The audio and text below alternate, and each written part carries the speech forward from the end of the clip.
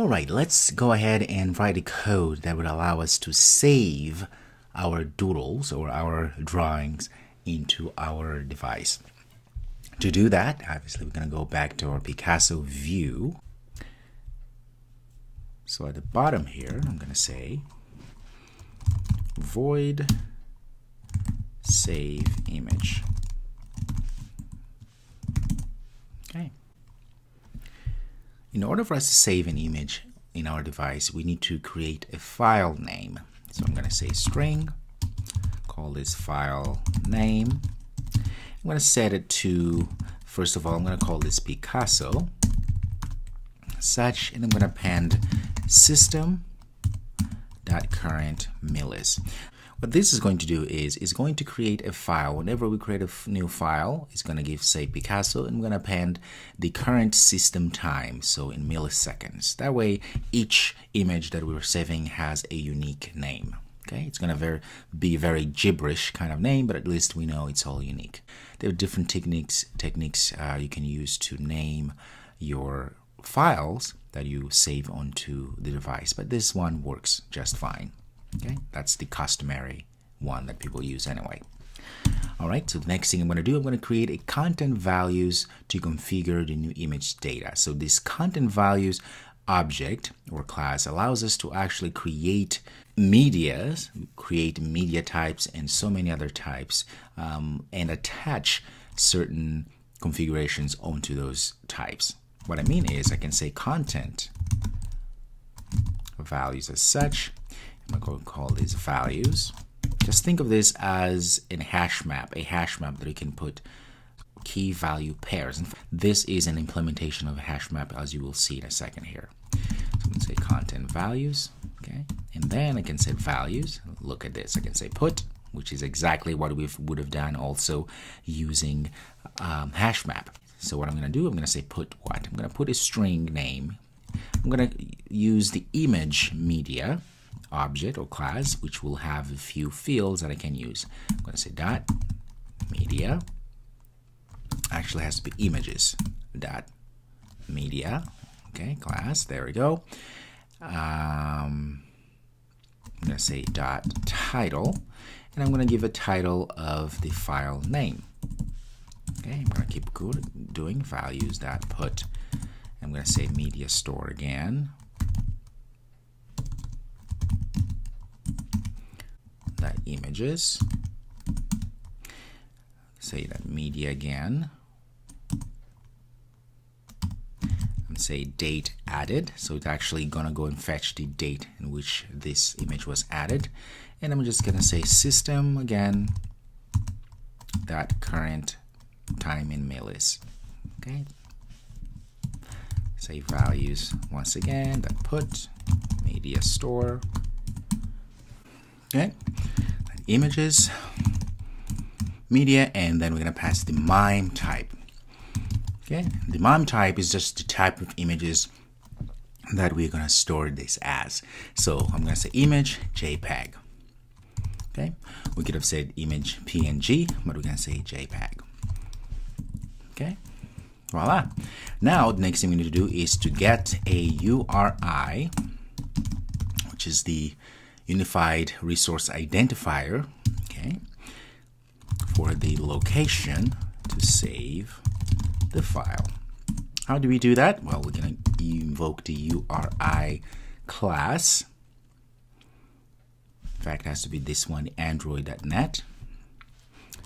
And we're going to say is equal to URI is equal to get context, because we need to fetch the context before we do anything. So get content resolver such, so all these classes will know what to do, and we're going to insert the, first of all, the actual URI.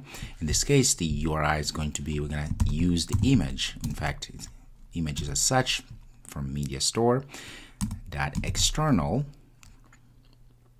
dot media dot external content URI, and then we're going to pass values. So all we're doing here again is we're creating this URI, so a very unique identifier where it's going to tell us exactly where are we putting this file, the location where we're putting this file. Okay, that's it.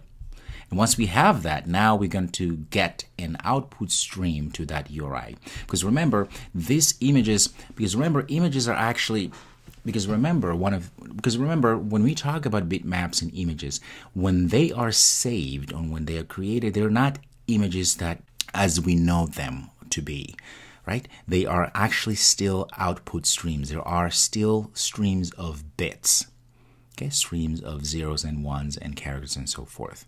So now what we need to do is actually to get an output stream to our location here, which will know how to create the bitmap and compress and all that stuff to actually create an image. Okay, so I'm going to create an output stream here. Java IO, I'm going to put out stream. It's going to be equal to, I'm going to say get content context again. I'm going to get resolver. Like that. Okay, so we just, then I'm going to say open output stream, and I'm going to pass the URI. Of course, this is a dangerous per se statement. That means we have to surround it with try and catch, because it could go wrong. Okay, so once we have that, now we're going to go ahead and copy the bitmap to the output stream. How do we do that? Well, we're going to say bitmap, which is the one we created earlier. Okay, we're going to compress. We have to pass in a few parameters here. First one is going to be the compressed format. What kind of format we're going to be using? Well, the format we're going to be using is going to be the JPEG format. I'm going to say bitmap that compress format that JPEG. You notice there's different formats we can use, but because we said at the top here we want this to be JPEG, naturally we're going to pass the JPEG as such. And the quality, so the quality here I'm going to just put 100. You can put a bigger quality, so the bigger this number, the bigger the image. Now since we are on mobile, just don't go crazy. Okay, so I'm going to set 100, so it's minimal. It's not a great quality, but it's not a bad one either.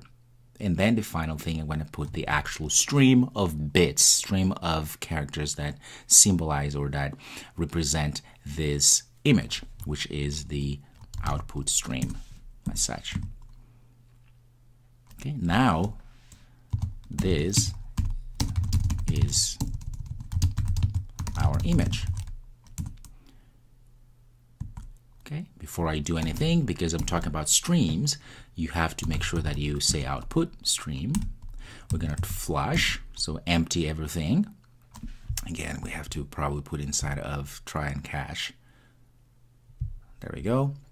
And then I'm going to say output stream again. I'm going to close because we need to close the stream. Otherwise, we're going to run into a lot of memory issues. Flush, so clean everything, and close. I'm going to create a toast here.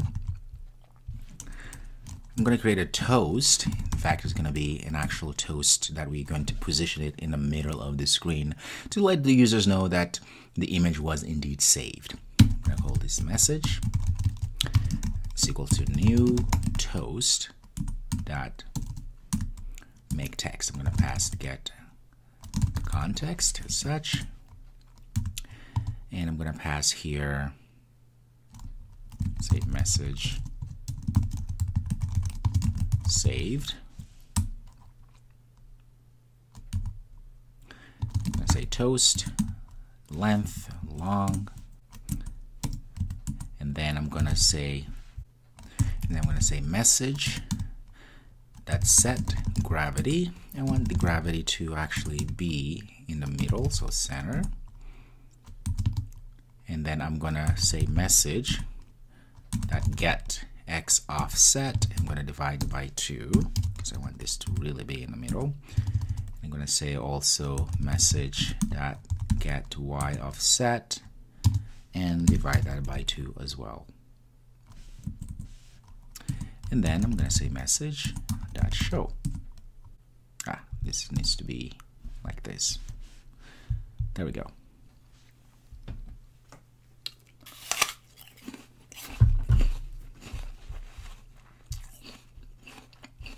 All right. Now, in case of things don't work, we're going to copy this right down here. I'm going to paste it all in here, a new toast message. I'm going to just say message not saved. Actually, this shouldn't be message. This should be image saved, of course. And this one is gonna say image not saved. Let's see, we have everything, and we don't have to print anything like that. Okay. And also we can paste it all in here. Let's see, this is, put it all also in there. There we go. So let's go back to our main activity and see where we call save. I'm gonna call, say, Picasso dot save.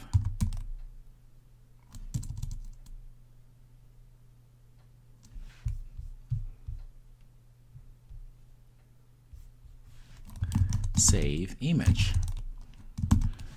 Not sure why it's not showing here. Let's go back to our Picasso. Maybe say public. There we go. There we go.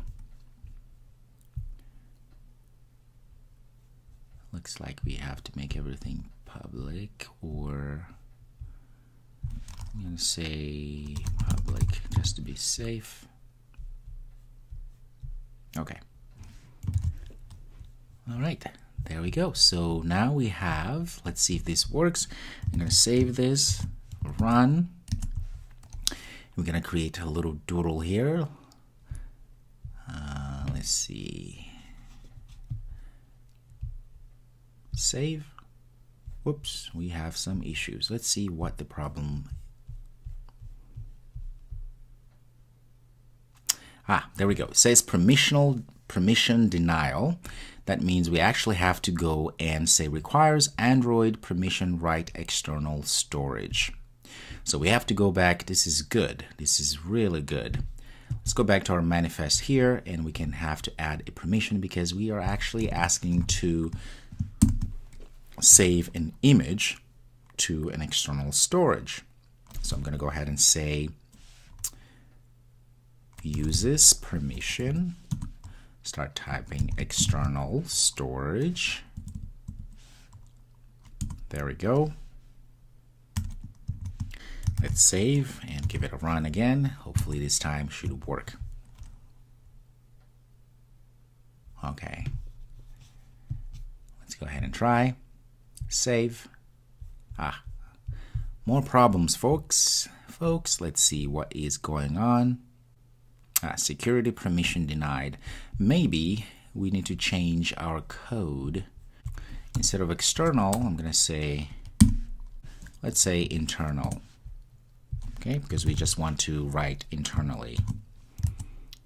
That's probably the best way to do this since most phones have enough space nowadays. Let's say, there we go. Let's see if this works. Still having issues. Internal storage is not supported. So it looks like the problem persists, and I found out that this method here is not going to work. So I went online as a good citizen, as a good developer, and I found a few things that will help. So you go to Stack Overflow. This is where developers live, pretty much. And I found that there is this solution that really works. So I went ahead and copied this code. Essentially what we're doing here, we're actually creating a context wrapper, passing the application, the context, and of course we're creating a directory. This directory is where we're actually going to add the image. As you can see here, it's going to be inside of our device. So instead of a data, it's going to be the app name, app data, and image directory. That's where it's going to be. Okay, and of course we create the file, and we're passing in the bitmap, which is the actual image we want to save. Okay, and to retrieve, we have, of course, this load image. So we are going to use this so that we actually can get things to work. So I copied this code here, and as well as this one, to be able to load from the path if you wish to do so. All right, that's the beauty of internet. This happens to all of us. We can't know everything. But the most important thing is to find out what works or what has been working for other people. As you can see, I tried different things, they didn't work. I'll leave all of them there just for you to have it.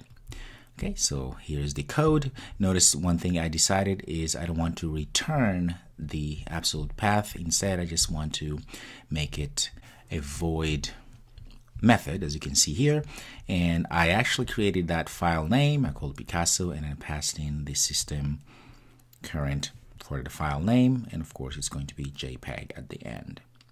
Right? Anything else is the same. And here my toast message for now, I have this image saved, and I'm passing in directory that get absolute path, so it shows me exactly where the path is where we have added or saved our image. And for the load image from storage, we have to pass the path and of course the name of the image. In this case here, what I'm going to do, we know that the first prefix is going to be file name, right? Which will have, of course, our system current millis there. And then we're going to create the bitmap, invoke the bitmap factory to actually create our bitmap. And I went ahead and comment this out because we don't have an image view. So this is for when you want to retrieve that image, which I want you to do that. So what you will need to do is to create maybe another view, another screen where you can actually invoke and go fetch the image that you have saved. Yeah, that's one thing that I think will be a good exercise for you to do.